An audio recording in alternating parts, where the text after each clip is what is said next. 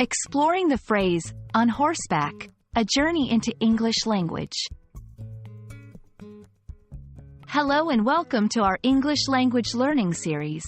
Today, we're diving into the fascinating world of idiomatic expressions, specifically the phrase, on horseback. This phrase is not only rich in history but also a vivid example of how language can paint a picture. Let's gallop into this linguistic journey together. At its core, on horseback refers to the act of riding a horse. It's a straightforward term that combines on, indicating position, with horseback, the back of a horse. But there's more to it than meets the eye. This phrase has been used for centuries, often evoking images of travel, freedom, and adventure. When you hear someone say they traveled on horseback, they're not just stating how they traveled. They're bringing a piece of history and culture into the conversation. Historically, traveling on horseback was one of the primary modes of transportation. It symbolizes a time before cars, trains, and planes. In literature and movies, characters on horseback are often portrayed as heroic, adventurous, or in touch with nature. Understanding this context enriches your comprehension of English literature and media, where such imagery is common.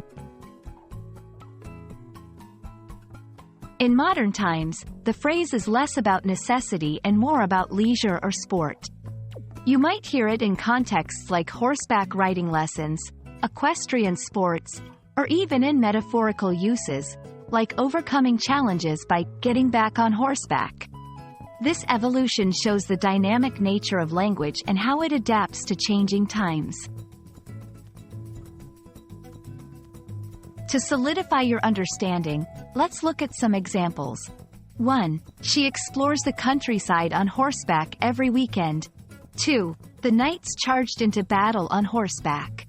3. After his fall, he was hesitant to get back on horseback.